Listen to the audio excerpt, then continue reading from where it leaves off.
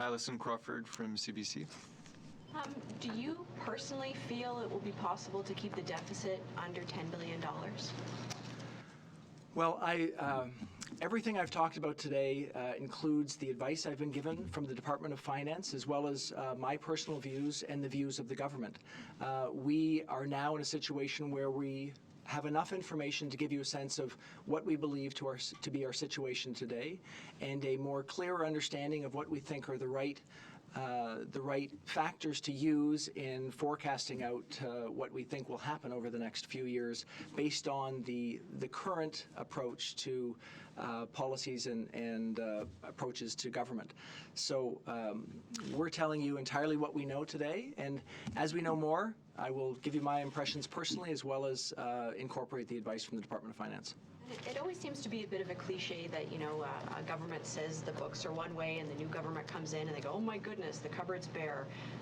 How would you explain to Canadians who are slapping their foreheads and going, oh yeah, I saw this one coming? Well, I had the good fortune this past weekend to go to Antalya, Turkey with Prime Minister Trudeau to meet with the G20 countries. And I had the opportunity to listen to the perspective of leaders and finance ministers from around the world. And what I heard quite clearly was that the risks to the global economy are mainly on the downside. The IMF came out with a reduced outlook for global growth.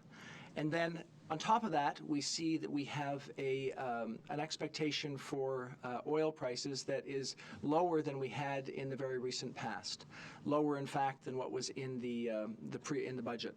So in looking at those two factors, I think that the reasonable course of action, the prudent course of action, is for us to properly adjust our outlook so that we start from the right place to consider what we should do from here. That's the only thing I can do is deal with the facts that we have now and not really be concerned with what any previous government might have done. I think based on the facts we have now, this is the right way to go forward.